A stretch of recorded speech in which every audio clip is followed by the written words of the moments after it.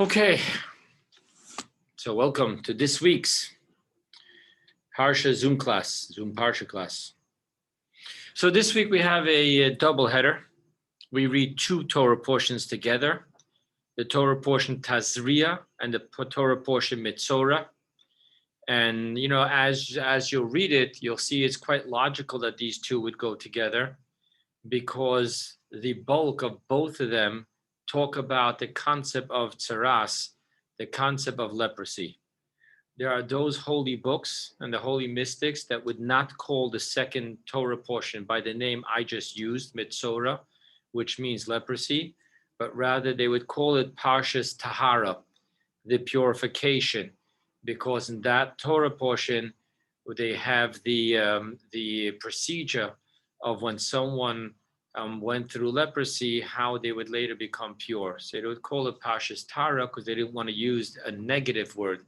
So, the Rebbe would never use a negative word. He would say the good and the opposite, or, stuff like that. So that's what they call Parshas Tahara. Either way, just a quick, brief explanation for those who will be listening to this. So why do we have double headers? And the reason is because in the annual cycle of reading the Torah, we have to read 54 portions in 1 year cycle. However, there are not, in the lunar year, we do not have 54 Shabbatot in which we read the Torah portion. If it's a leap year, we can have an extra 4 or 5 Shabbatot. But if it's not a leap year, there's only 1 month of Adar, so then we don't have enough Shabbatot to do all the Torah portions. And this becomes specifically so when you look at the holidays that come out on Shabbat, and on those holidays, Pesach and Sukkot, and if Shavuot comes out on Shabbat, we won't be reading the Torah portion of the annual cycle. We'll be reading the holiday portion. And if that be the case, after Yom Kippur, and that's when we go into the Sukkot holiday, which ends with Simchat Torah, which is all about completing the 54th Torah portion, we won't be able to do that. So in order to make that happen, there's a Metzorah, there's a tradition in which Torah portions get doubled up in order to make sure that we'll be finished all the 54 Torah portions on time for the Simchat Torah holiday. So that's the reason why some years we have double ups and some years we don't, and which ones you do and which ones you don't. And we align it also in choosing which ones we do and which ones we don't. We also align it with a tradition that certain Torah portions have to be read before certain holidays. For example, before Shavuot, the upcoming holiday in which we celebrate when the Torah was given, so we actually have to read 2 Torah portions specifically before the holiday. We read Bechukotai, in which there's the Torah portion in which Moses entered a covenant with us about keeping the mitzvot and what will happen to us if we don't keep the mitzvot. But we don't want to go straight from that Torah portion to Shavuot. So we always have to make sure that not only we read that Torah portion before, we have to read it 2 weeks before. So after that, we can read the opening portion of Bamidbar before the holiday as well. So just an example, we need to make sure that we read the Torah portion of Nitzavim before Rosh Hashanah. There's certain holidays that the sages set up specifically to read certain Torah portions. Okay, with that being said, let's go into the Torah portion, and I'm going to focus the bulk on it. The bulk of tonight's discussion is not going to be on the details of the Torah portion, but as I just sent out, so often I get asked, Rabbi, I envy your faith in God, and how can I acquire faith in God? And I'm going to talk about that. So with that being said, let's just go briefly at least through what the contents of the Torah portion is. So the first Torah portion is called Tazriah, and basically it means to have a child, to have an offspring. It talks about the purities and the impurities of childbirth. So we're not going to learn about the laws of the menstrual cycle and how that affects the purity and impurity stages until the end of the second Torah portion. We're going to start right away with the childbirth. Now, the way it works with childbirth is that we have what we call certain pure days, because the fact that the woman is passing blood is because it's called the blood of a wound. The blood of a wound is not impure. It's the blood of specifically the menstrual cycle, which is impure. So therefore, there's X amount of days, which is called pure days, that even though she's bleeding, she's not considered impure. And then there's specific days, amount of days, which is impure. And there's a difference between a boy and a girl. The amounts are doubled in a girl than it is by a boy. Now, one year I was learning through the Torah with Nachmanides, not Maimonides, Ramban, not Rambam. It's Rab Moshe ben Nachman, not Rab Moshe ben Maimon, even though they had very similar lives. They were both doctors. They were both codifiers of Jewish law. They were both Kabbalists. They were both psychologists to their generation. So Rab Moshe ben Nachman has a very interesting commentary on the whole Torah. And he in that commentary, he will swing from Kabbalah to medicine. It's just unbelievable. And I remember that on discussing this issue, why the impure days, why is it double by giving birth to a girl than if you give birth to a boy? He talks about it from a medical aspect. He talks about the white and the red. And, I guess he's talking about blood cells, but he's talking about just from a biological point of view on what the woman goes through in the process of having a daughter versus the process of having a boy. And from that medical aspect, he explains the reason why when you have a girl, there's a double amount of days for purity and impurity. Now, I also want to point out that even though this is not the place for it, we're talking about the laws of purity and impurity, but out of nowhere, once he mentions that you have if a woman gives birth to a boy, so in verse 3, he all of a sudden mentions, and on the 8th day, you will circumcise him. Now, this isn't the place for that. We're not talking about the laws of the baby. We're talking about the laws of the mother. So Maimonides this time, Maimonides in his book of laws gives a very interesting foundation to Torah and mitzvot. And he says as follows: where is the time when we are told about circumcision? We are told about it in the book of Genesis, in the portion of Lech Lecha, when God tells Abraham at the age of 99 that he should circumcise himself. God tells him that he's going to have a child, and he should circumcise himself first. And over there he says, and you will circumcise your household and your children and your children's children on the 8th day, so forth and so on. And Isaac is the first Jew to have his circumcision on his 8th day. However, Maimonides points out that every single one of the 613 commandments cannot be just an inheritance from what God told Abraham. Because as a rule in the foundation of Judaism, all of the commandments must be commanded to us post the Mount Sinai revelation. Hence, he says that the commandment why you and I have circumcisions is not because of the verses and the elaborate verses in Genesis where it gives all the details, but rather in this one verse here in the book of Leviticus, which is being told to us after the Mount Sinai revelation. The Mount Sinai revelation, the giving of the Torah, takes place in the middle of the book of Exodus in the Torah portion of Yisro, and therefore Leviticus is after.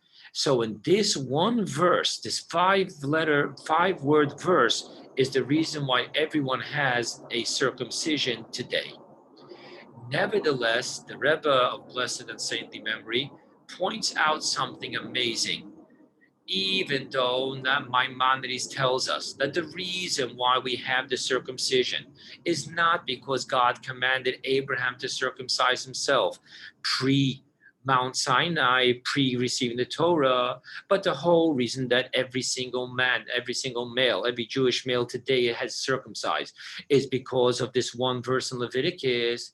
Nevertheless, look at the words of the blessing that we make when we circumcise a Jew. The words are Lachniso bivrito shel Avram Avinu alav hashalom. So by the blessing, we're saying not that we are entering into the covenant that God made with us in Leviticus, but rather we're clearly stating that we are doing this as entering into the covenant that God made with Avrohom. But one second, I just quoted to you clearly that Maimonides says that what we're doing is not because of what Abraham did, but because of what God commanded us right here in this week's Torah portion.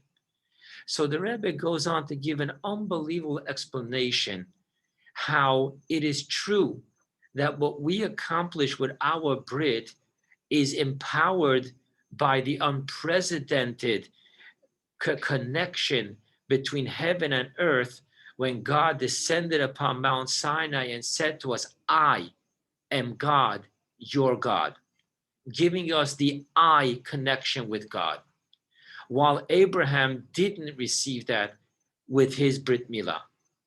And nevertheless, the only reason why you and I have the power to embrace the entire spiritual experience of having a Brit Milah is because Avrohom opened up the pathway. So while it is true that our mitzvah is a post Mount Sinai, but there is the famous teaching of our sages in the Medrash that says, Maise Avot Siman Lebanim, is the actions of our forefathers that are signs for their offspring. And in Chassidus, we explain, it doesn't mean it's a sign like telling us the future, but rather it's the opening of the gateways. It's the empowerment of the children. So we would never be able to fulfill the mitzvot post Mount Sinai if our forefathers didn't have the sacrifice to go ahead and do the Torah and mitzvot and draw monotheism and following the ways of God before Matan Torah. So there's actually a beautiful consummation here going on that the Brit Milah is post Matan Torah, and yet the empowerment is clearly, as we say in the blessing, Lachniso bebrito shel Avram Avinu. It's the Brit of Abraham, our forefather, in which we're entering our child. And then let's go further.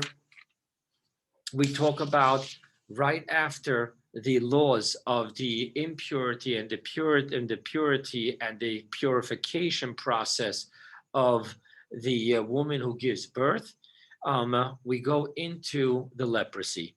Now, I just want to share that when you learn the Chumash, we get a complete wrong process of how to keep all the laws of the childbirth and of the menstrual cycle. And the reason for that is that we'll see, let me just say it now so we can deal with it. So in the menstrual cycle, there is two types of impurities. One is called nida, which is the natural, healthy cycle of the woman. Now, just to put things in perspective, why would a woman be considered impure for having the menstrual cycle? Normally we connect impurity with sin. I mean, what sin is the woman having that she's having a menstrual cycle? So just to understand this, we need to go back. Before Eve ate from the tree, there was no such thing as a menstrual cycle. Because before Adam and Eve ate from the tree, there was no concept of death. When God told Adam that on the day that you eat from this tree, you will die, Adam actually didn't die for another 930 years. But what the deeper meaning is that The day that he ate from the tree was the day where sin became one with the flesh of the human being. Hence, if the body of the human being would live forever, then sin would live forever.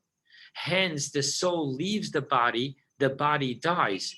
And it isn't until when Mashiach comes, there'll be the resurrection, where the prophet tells us that God will remove all evil and even the potential of evil, that we will once again be able to live for eternity. Now, I mean, and just to understand what that means, living for eternity, we all live for eternity because our soul never dies. Our body is nothing more than a leased vehicle that the soul acquires entering into the world and returns the leased vehicle when it leaves the world. And just like for those of us that have leased cars, we know that when we return the lease, we don't die. We get out of the car, return the car back to its owner, and we're accountable for anything that we did to that car. So too, our body, we are accountable, which is the reason why we're forbidden to go ahead and make tattoos. We're forbidden to injure ourselves, because the property of the leased body is God. It's God's property. And then we return it by putting it back into the earth. However, the soul lives on forever. So we always experience eternity, only that we only experience it from the soul perspective. When Mashiach comes and the body will be completely pure, nothing to do with sin, once again, we'll be able to have even physical eternity. Now, with that being said, so as I shared with you, that Eve was one of her punishments in having labor pains and going through the menstrual cycle was an outcome of the eating of the tree. And as I just shared with you, the eating of the tree brought death. So if we look at it from a different perspective, what's going on in the menstrual cycle is a form of death because a potential life was not actualized. Every time a woman has a period, it's because every single month the ovaries produce an egg and the uterus aligns in preparation for the egg being fertilized to be able to bring a life into this world. Now, eventually, when the body sees that it's not happening and the egg is no more productive, so the body sheds this lining, and therefore it's death in the sense of a potential life not actualized. Hence, that is why there's impurity. Now, this impurity today, the reason why the only impurity that exists today for us halachically is the woman's menstrual cycle, because we're going to learn here that there's different levels of impurities which affects both men and women. When a man passes semen, he too becomes impure. So why are we making such a big thing about the woman and her nida, and why not about the man or anything else? And the answer is very simple, because all the laws of impurity from the biblical sense is it only makes a difference in the times of the Holy Temple. Because then in the Holy Temple, you have laws that if you enter into the Holy Temple when you're impure, it's punishable by death. If you touch any of the sacrifices, any of the tithing, any of the, anything that becomes sanctified, that's where the impurity takes an effect. The only exception to the rule is the menstrual cycle. The woman during her menstrual cycle period is not only impure in the sense that she can't enter into the holy temple, but also it affects the laws of marital relationships with her husband. Hence, this is the only form of impurity that becomes biblically applicable to us in our day-to-day life today. Now, just to go over it in the most briefest sense, so because the women in the times of the Talmud told the sages, we want to make it one process across the board. We don't want to have to count the difference if it's a menstrual cycle or it's an unhealthy passing or of blood or, childbirth, not childbirth. So they made a rule. Anytime they pass blood from their reproductive organ, they're going to accept all the laws of the impurity. So Therefore, in any time where there's blood, unless there's a surgery or a doctor can verify that this is clearly not from the uterus, this is clearly because she has a sore, a wound, or anything, unless the doctor can clearly testify for that, then the women, it's not actually the men imposed upon the women told the rabbis in the times of the Talmud that we're just going to treat it as a full-blown, all the laws of impurity. Hence, therefore, from when a woman sees blood, she's going to keep 5 days that she is called impure days. After 5 days, she will begin the process of checking herself that she's not passing blood anymore. And when she has 7 clean days, on the 7th clean day, the night after, she will go to the mikvah, and then she will become permissible to be with her husband. That is across the board how it works. Obviously, there's all bunch of details and laws and what happens if she's spotting, if she's staining, and what happens if because of the way she has her cycle and the way her ovulation, she can never get pregnant. These are all issues that the rabbis deal with. However, I just gave you across the board. Now, I want to say this because many people don't know this, so I want to just put this out there.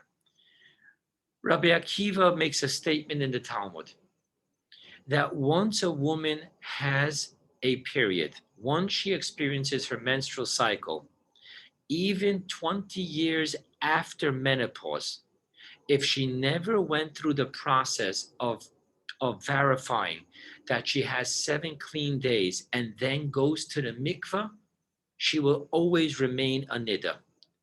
And therefore, there are many women that start learning the laws of Torah and mitzvot and become observant after menopause, and they say, oh, this doesn't apply to me. The answer is true, it doesn't apply to you, but you do have to do it once, go through the 7 clean days and go to the mikveh to remove the status of nida, impurity, from the last time, even if it was 30 years ago, that you had your cycle. I just want to put this out there so people can know. Now, after that, by the way, again, I'm jumping ahead to the end of the second Torah portion, and there's the same thing, the laws with a male. When he passes semen, there's 2 types of passing semens. There's one type of passing semen, which is just a natural way through an ejaculation. That has one law, that's called a keri. But then just like the woman has her natural cycle, menstrual cycle, but she also has something else called a zava, which is an ailment, so too the man, if he passes semen not through the natural way, but it clearly is an ailment, it has a different law, and it's called a zav. And again, those laws today, just that you know, I will share with you that there are Hasidim. The Talmud introduces this law. The Talmud says that it didn't manifest itself because a year later they saw that the people couldn't keep it. But you should know that amongst Hasidim, first of all, in Hasidim the men go to the mikveh every day before davening. Even those who don't go every day, they try to keep what the holy Rabbi Isaac Luria, the Arizal, says, to go at least before Shabbat. Those who don't go before Shabbat, at least try to keep what's quoted in Jewish law, that on the day before Yom Kippur, to go to the mikveh. I want you to know that the Talmud talks about that there was an institution that they tried to institute, that there should be no studying Torah after you've passed semen in a natural way, before you go to the mikveh. And then they ruled that this isn't biblical because the Torah is called fire, and fire is not something that can ever become impure. Nevertheless, there were those that tried to keep it. And they said that no, it didn't stick. The men weren't able to live up to it, so they're not going to enforce it. However, then there is the concept of not doing prayers before you go to the mikveh after a night that you were with your spouse and you passed semen. And that there are chassidim that till this very day keep. And if they're stuck somewhere where there isn't a mikveh, they follow another process that's brought in Jewish law. And there's laws that you can even use a shower for that. There's a way how to do it in order to have tisha kabim, a certain measurement of water, shower your body before you go and say words of prayer, and even some before Torah. So just wanted to put that out there. Now let's get to leprosy. So there's 3 stages of leprosy. There's leprosy on the body, leprosy on the garment, leprosy on the walls of the house. Leprosies of the body, there are different laws. There is the laws of discoloration of skin. There's the laws of a bald spot where there's hair. And then there's the laws within the discoloration if it has 2 discolored hairs. Now, it's complicated laws, so I'm just going to go through the practicality. Some discoloration at a certain level of white or a certain level of raw color, it becomes impure, and some is pure, depending on the discoloration. And the Torah clearly defines what level of white, what level of red, what color hair, inside, around it. You mark it, you come back, you look at it. So there is a time where the Kohen will come and look, and it needs to be a Kohen.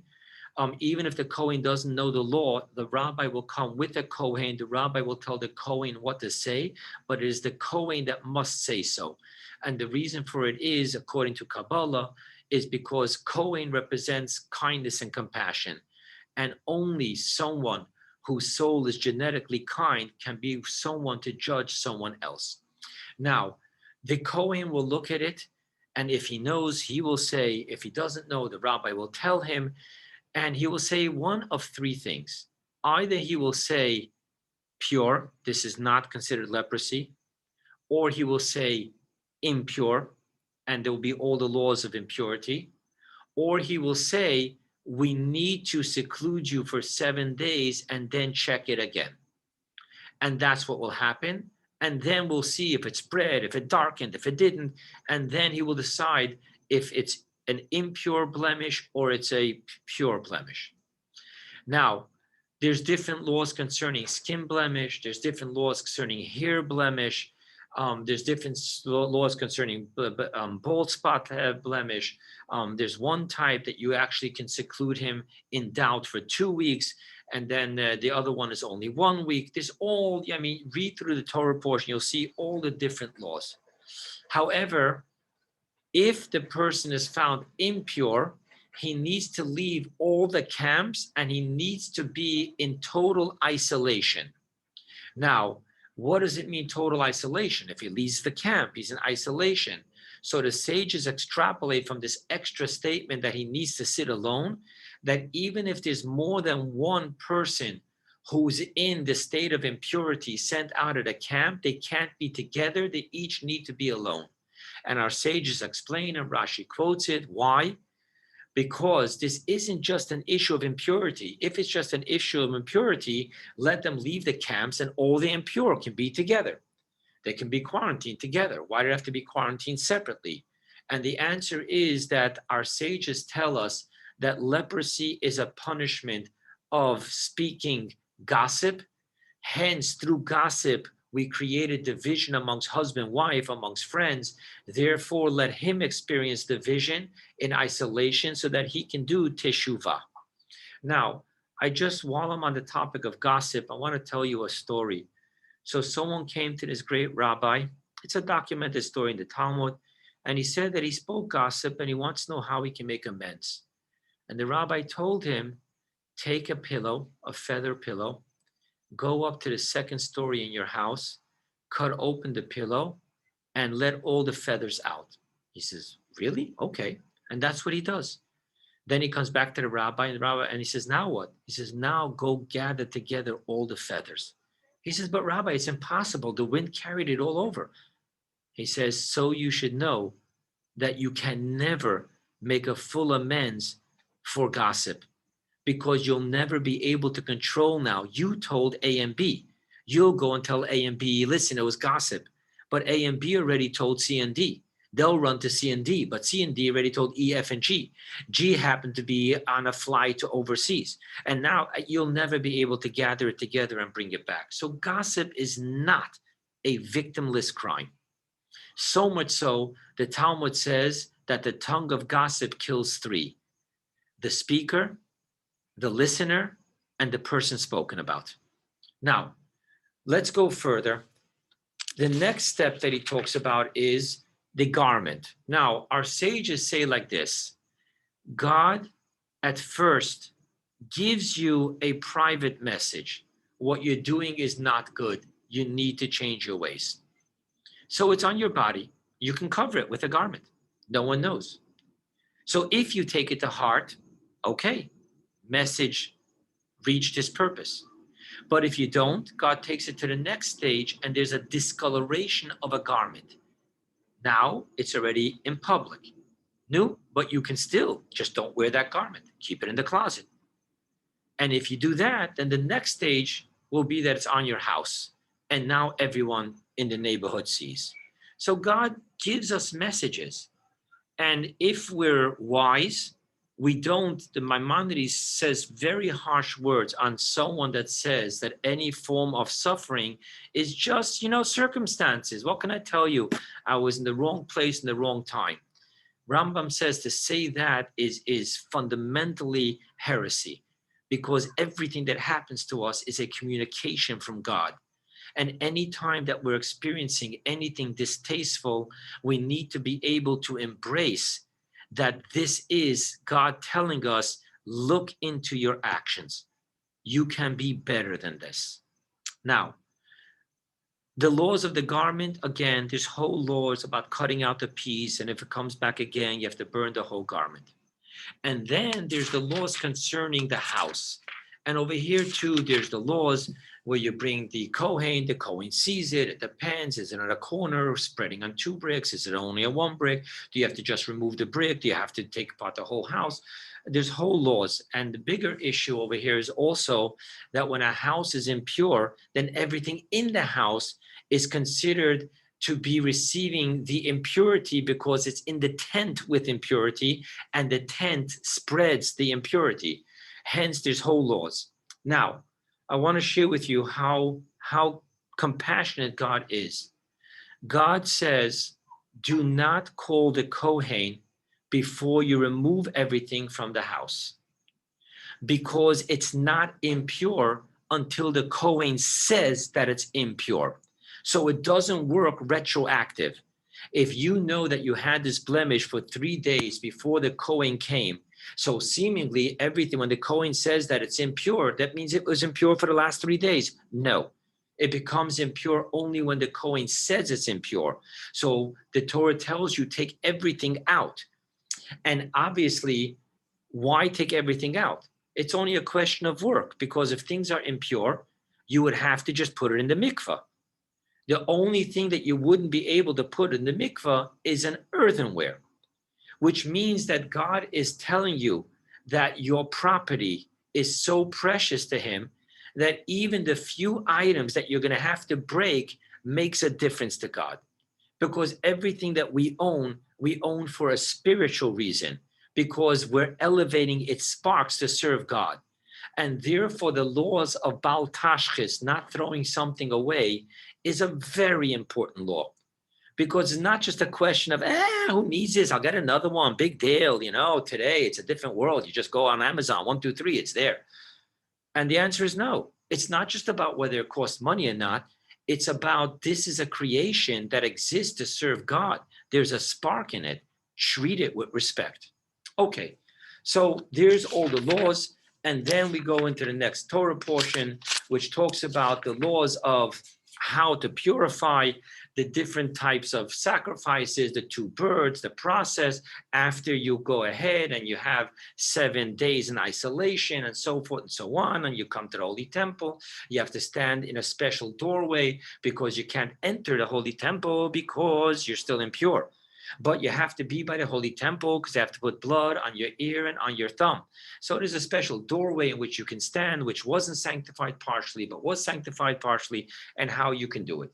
Now, and then it goes into the other laws of the impurities, as I spoke to you about. Now, what I want to share with you is, Maimonides explains that many people, we're so gung-ho to believe that we are so much brighter and so much more advanced and so much more enlightened than in the olden days. There are people that are bent on saying that kosher is because they didn't have refrigeration with hookworms, blah, blah, blah. And then there are those that are bent on saying that leprosy was a skin disease, and therefore it was an issue of quarantining like we're doing today with the corona. So Maimonides says, never mind the discoloration of the clothing, which people are going to say, okay, that must have been mold. A discoloration of the bricks, okay, that must have also been a type of mold.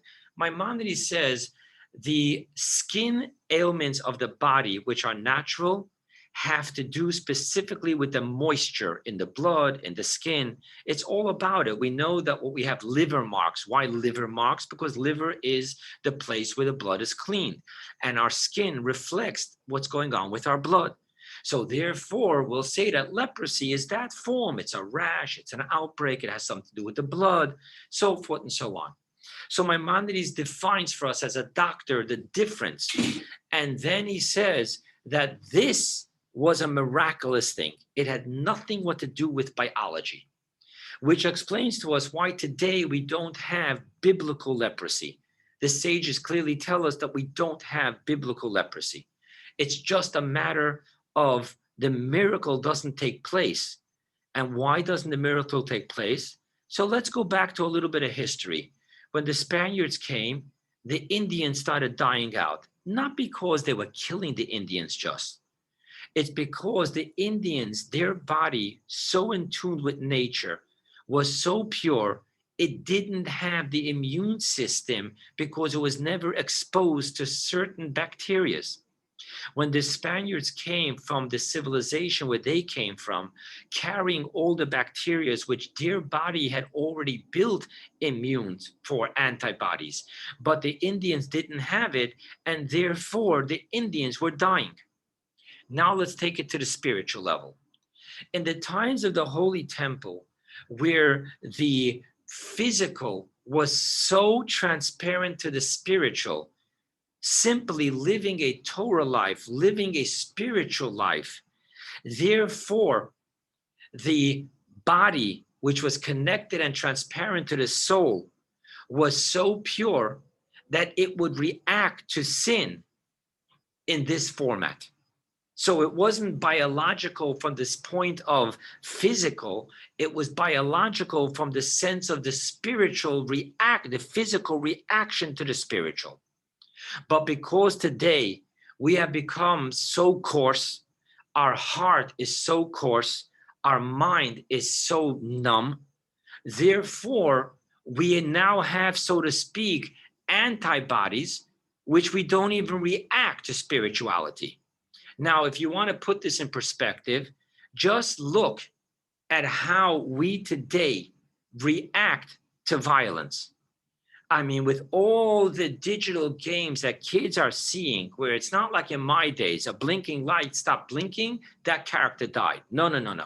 Today we have to have three-dimensional games, so realistic about all the monsters and the coming and the epilaka, and then they're talking about you have to see the scratches and then the limbs, and the movies, get awards for the visual effects of looking so real and so everything. And the bottom line is today, when we see online pictures of hurricanes ripping through, causing devastation, when we look at the aftermath of bombers, of terrorist attacks, we become numb.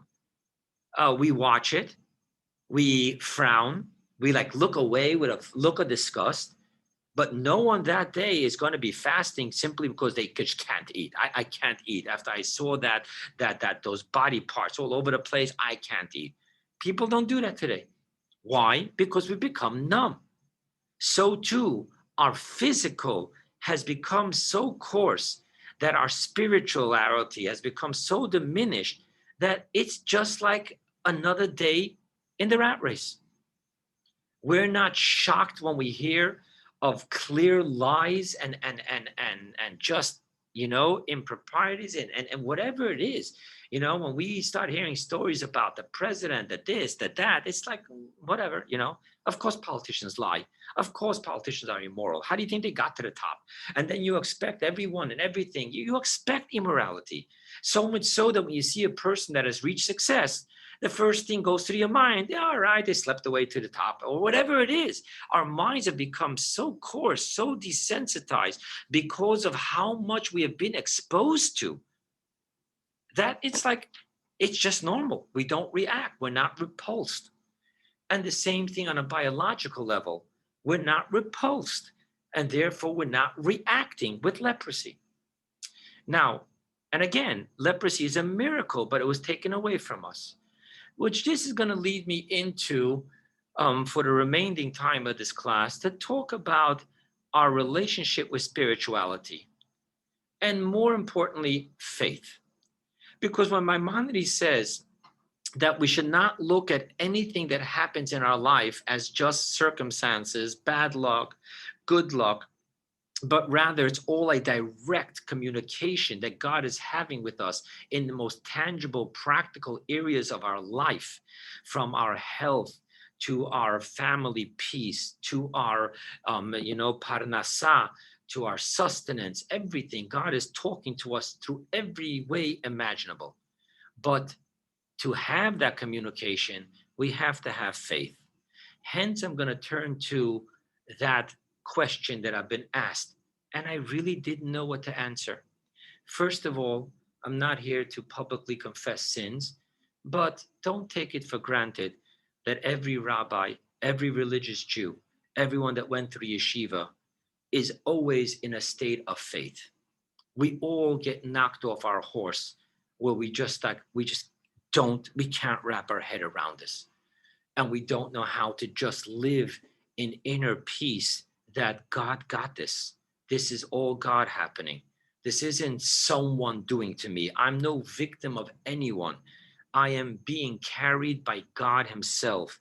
And God puts me through things, and God carries me through things, and God does it because not to break me, but to make me, so forth and so on. Don't think that just because this person davens 3 times a day, shomer Shabbat, keeps kosher, learns Hasidus, that automatically, boom. I told a story once on Yom Kippur that there was this big Broadway play, and this guy had a part. And what was his part? That when the cannon went off, he had one line in the entire play. He runs onto stage and he screams, "The war has begun." No, however, throughout practice, over and over and over, they're not going to be shooting cannons. So they had one of the stagehands would run out with a sign, and on it said in big word, bam. The guy would see the sign and he would say, "The war has begun." No, comes opening day, he makes sure that all his family is there. It's the first time he's on stage. He has a talking pot. He makes sure that everyone he knows and everyone he's related to is all coming there. No, he's waiting for the moment. And that moment comes and the cannon really goes off. And when the cannon goes off, he jumps and, what was that?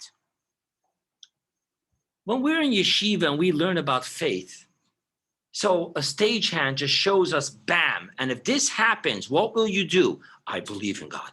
I believe in God. But then when the cannon goes off in life, when we're not in yeshiva studying academically, but all of a sudden there's a health issue, God forbid.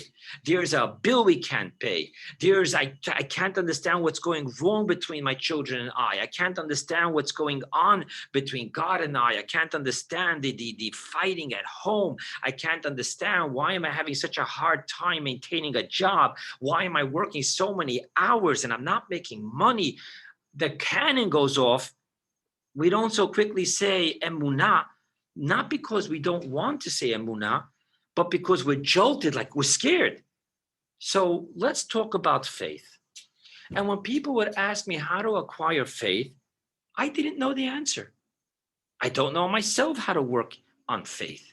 How do you work on faith? What do you do? You can academically study. God is everything and everything is God. God is everything and everything is God.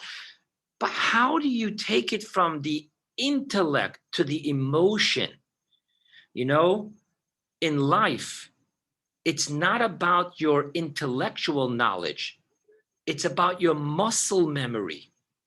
And when life and Judaism doesn't become a muscle memory, then we don't react the right way. We're thrown off.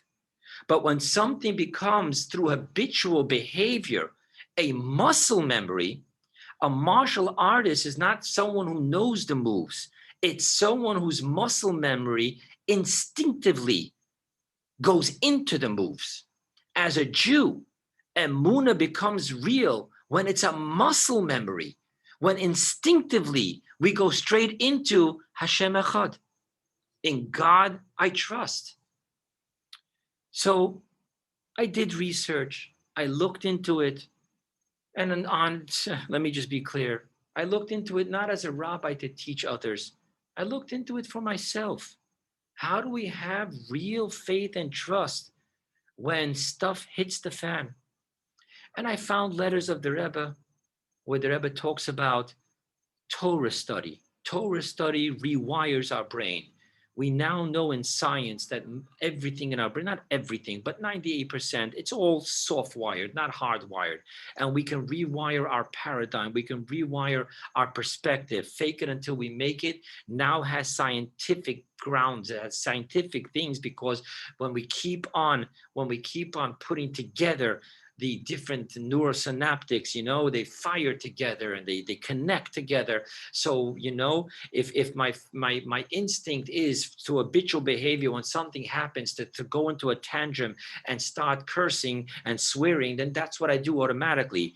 But if I can start training and rewiring that when something gets frightened in me, the connection is automatically, in God I trust, it's gonna be okay, then that becomes reality. And Torah study is a way of rewiring the brain. Another way is by simply taking baby steps. Simply taking baby steps of acts of trust, not recklessness. And I want to say this clearly. The line between recklessness and trusting God is very thin. When we act reckless and we think, no, it's going to be okay, I believe in God, that's not called trust and faith. That's called lazy, immature, and dangerous. But when we have trust in God, which means we do our due diligence, and no matter how much due diligence we have, no one can control the future. And in that place, we say, listen, I did my due diligence, I put in my work, I put everything in place, I prayed to God, and now I move forward with trust. Things are going to come up, they're going to knock us off the seat, we're going to figure out what to do and keep on moving forward. That is called faith. So there's, the famous story that every therapist tells their client, there's the white wolf and the black wolf. Which wolf gets healthier and stronger? And the obvious answer is the one we feed. So if every time we get scared, we run, we're feeding the black wolf. If every time we get scared, we realize that the definition of being brave is not having no fear. It's having fear and moving forward anyway. And we do that with little things and then bigger things and bigger things. We're feeding the white wolf, and faith and trust in God will grow. However, now I want to go to something which I don't have a source for it other than a story about the Rebbe. This is, I share clearly my own thoughts. The other things I told you, I've read in Torah. Torah is absolute. My mind is barely functioning in relativity, so never mind the absolute. So take it at face value, agree with it, disagree with it, toy with it, question it, work it. So there was a scientist who came to the Rebbe back in the 60s, and he had questions, the famous questions that scientists have on Torah versus science, science versus Torah, age of the world, blah, blah, blah, all this stuff. And he had a long private audience with the Rebbe. And of course, when he came out, he was ambushed by all the Chassidim. No, what was your question? What did the Rebbe answer? We wanted to document everything. And I was born in 67. I mean, we in the bigger we, Chassidim. And he said, listen, I'm not going to get into it with you, the questions I asked and the answer I asked. But I will tell you what my thoughts on the Rebbe is. It's okay. And this was a non-religious person. He said, it is mind-boggling to me how the Rebbe holds his ground in a scientific conversation as an adult, knowledgeable scientist, and then out of nowhere chimes in with the faith of a child. He couldn't wrap his head around that. Now, based just on this statement from that scientist about the Rebbe, I want to put out there an hypothesis. The adult us is not capable of faith, because the adult us is all about a mature mind. An adult us is all about working not from the brain stem or the limbic system, but primarily from the frontal cortex, the executive brain. And the more we grow up, and I don't just mean grow up like by the passport, we ate for 20 years. The more we live as a human being for 20 years, for 30 years, for 40 years, we more and more develop and evolve the neuron connections, the neurosynaptic connections in the frontal cortex. And the more we work on logic, the more we see that God created a system that we can understand, that we can work with, and not just from Newton's laws of probability, but today we're even wrapping our brain around intellectually around quantum physics, understanding, we're learning it's brain work. Now, the brain in itself is a dichotomy to faith, because faith lives in the heart. So what we know, we don't believe. What we believe, we don't know. I don't believe this to be true if I know it to be true, if it's been scientifically proven, not just a theory. However, I believe that which I cannot absolutely prove to know. So really the adult me, which is the developed mind, is not the me that produces and embraces faith. Rather, I today understand and believe the part of us which can acquire faith instinctively is our inner child. Now, in Kabbalah, we are taught that time is not a linear process, but an onion process. In other words, we never stop being 1 year old, just that on top of our 1 year old grows a 2 year old and then a 3 year old. Hence, we always have within us our inner child. The inner child is the perfect being within me, which breathes, lives, finds comfort in faith. The adult me does not find comfort in faith. The adult me finds comfort in control. I feel safe when I'm in control.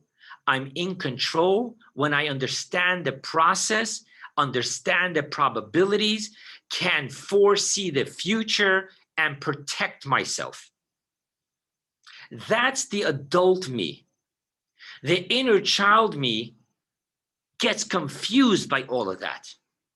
The inner child me finds comfort, security, safety when it is able to live in its faith, when it's able to live in the let go and let God, when it's able to embrace that Hashem has carried me thus far and will continue carrying me, when it's able to feel like every child should feel, unconditionally loved by his or her primary caretakers.